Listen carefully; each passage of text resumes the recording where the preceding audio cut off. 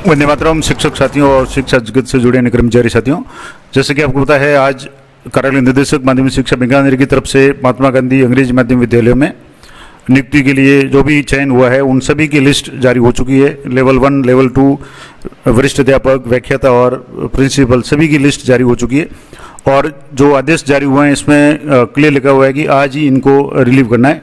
अब यहाँ मैं आपको बता दूँ कि यहाँ से जैसे जो निर्देश है, अब इसमें निर्देश में अलग अलग जो भी बिंदु दिए हुए हैं उस बिंदु के अनुसार जो सबसे लास्ट वाला जो पॉइंट है, मैं आपको 11 नंबर का पॉइंट यहाँ बता देता हूँ कि संबंधित नियंत्रण अधिकारी को निर्देशित करें कि संलग्न सूची के अनुसार चयनित कार्मिकों को वे तत्काल प्रभाव से दिनांक 30/6/2025 को ही, यानी आज ही, पदस्थापन स्थान हेतु ऑनलाइन कार्यमुक्त करें तथा संबंधित कार्मिक को कार्यमुक्त उपरांत पदस्थापन स्थापन पर अविलंब अधिकतम दिनांक 2/7/2025 तक ऑनलाइन कार्य ग्रहण करना सुनिश्चित करने हेतु पाबंद करें। और कार्यमुक्त करने में किसी भी प्रकार की देरी होने पर समस्त जिम्मेदारी नियंत्रण अधिकारी की होगी। तो जो भी डीडीओ साहब है वो आज ही इन संबंधित जो भी कार्मिक है उनको कार्यमुक्त करेंगे।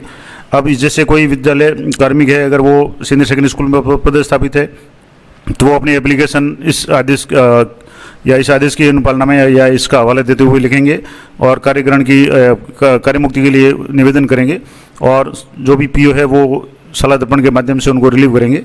अगर मान लो कोई अधीनस्थ विद्यालय में है तो वो कार्मिक है अपने संस्था प्रधान को आदेश के लिए कह सकता है और संस्था प्रधान उसको ऑफलाइन रिलीव करके, ऑनलाइन रिलीविंग का काम है वो डीडीओ लेवल से होगा, यानी उनको वो डीडीओ के पास भेजेंगे और डीडीओ लेवल से ही साला दर्पण से इनको रिलीव किया जाएगा।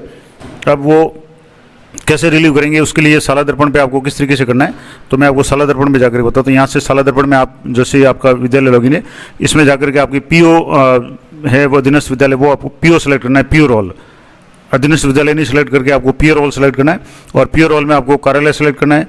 अब कार्यालय में आपके संस्थापन है, अब संस्थापन में यहाँ से जैसे आप कार्यालय सेलेक्ट करेंगे, कार्यालय के बाद में आपको संस्थापन सेलेक्ट करना है पीओ रोल में जाकर के, और यहाँ आपके अलग अलग है कार्मिक, कार्यमुक्ति, कार्यग्रहण, पीओ, इस पर आपको क्लिक करना है। तो जो पीओ अधीनस्थ स्टाफ होंगे उनके नाम यहाँ शो हो जाएंगे।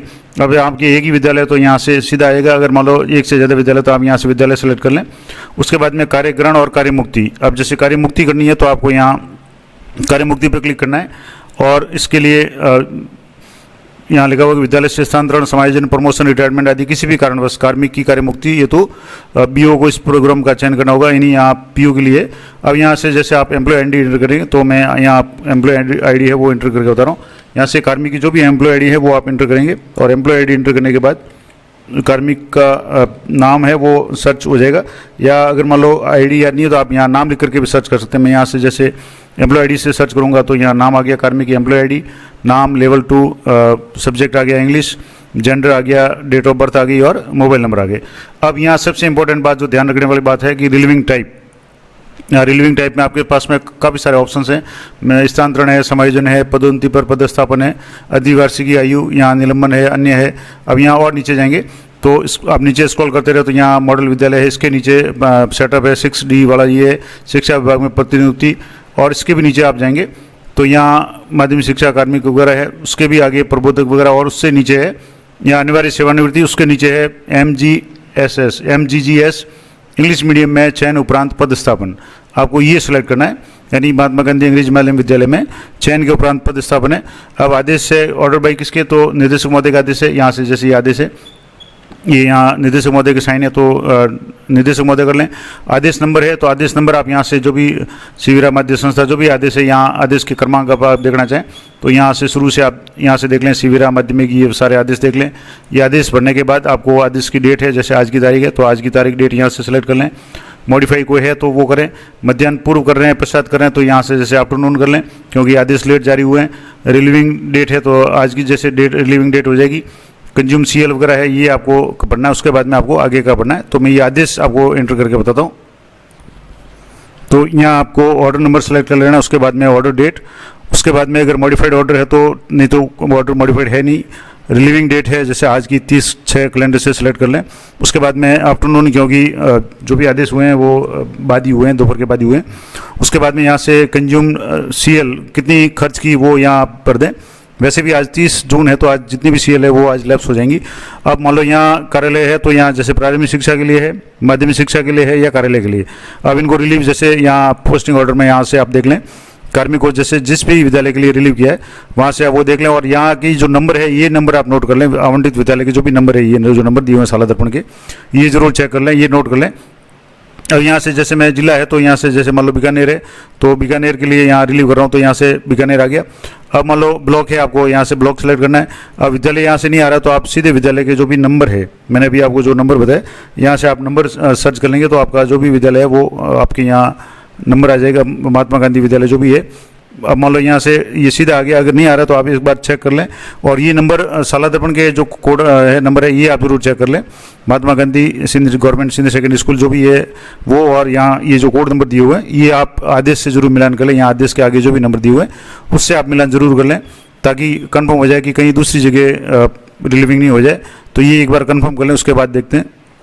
तो जो आदेश है यहाँ आप जो आदेश देख लें, और यहाँ से ये जो नंबर है ये देख लें, और यहाँ से इसको नंबर को यहाँ से सिलेक्ट कर लें, विद्यालय का नाम सही आ रहा है, रिलीविंग जिस पद के लिए कार्यमुक्त किया गया तो लेवल 2, और स्वीकृत विषय जिसके लिए कार्यमुक्त किया गया इंग्लिश है, क्योंकि इंग्लिश सब्जेक्ट के और लेवल 2 के जो भी कार्मिक है वो, और यहाँ से आप सेव कर लें। ये सारी डिटेल्स करने के बाद में आपको यहाँ से सेव करना है। अब यहाँ सेव करने के बाद में ये आदेश आदेश क्रमांक वगैरह बाद में आएंगे, पहले आप देख लें अच्छी तरह से, जन्म दिनांक आ गई, कार्मिक का नाम आ गया, लेवल 2 लेवल 1 जो भी है, सब्जेक्ट आ गया, आदेश का कारण है MGGS इंग्लिश मीडियम में, चयन उपरांत पदस्थापन, आदेशकर्ता निर्देशक महोदय, आदेशकर्ता के अधिकारी के आदेश क्रमांक है, आज की डेट आ गई, संशोधित आदेश नहीं है।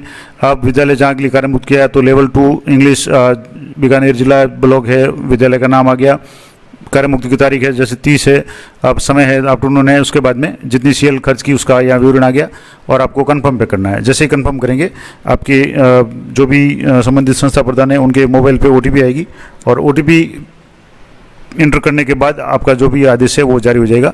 मैं यहाँ जैसे कंफर्म कर रहा हूँ, तो यहाँ सुनिश्चित करें कि ऑर्डर जनरेट से पहले डाटा परिवर्तन भी संभव नहीं होगा, और इसलिए please enter the OTP send to head of institute mobile number and email address.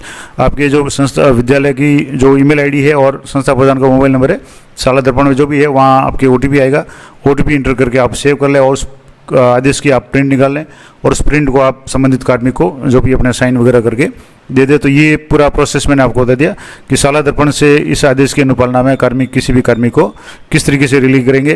तो ये सिंपल सा प्रोसेस है। आपको अगर PO अधीनस्थ विद्यालय का कोई भी कार्मिक है तो आपको PO लॉगिन में जाना है, और आपके स्वयं के विद्यालय का कोई कार्मिक है, व्याख्याता या वगैरह है, तो आपको साला दर्पण के स्कूल लॉगिन से ये काम करना है। ऑनलाइन रिलीविंग जो भी है वो PO लेवल से होगी, अधीनस्थ विद्यालय से नहीं होगी, ये जरूर ध्यान रखें। तो ये थी महत्वपूर्ण जानकारी, आशा करता हूँ आपके लिए उपयोगी रहेगी। इस तरह की लेटेस्ट अपडेट जानकारी के लिए चैनल पर बने रहें। जानकारी अच्छी उपयोगी लगी हो तो लाइक करें, शेयर करें। मिलते हैं नेक्स्ट वीडियो में, तब तक जय हिंद, जय भारत।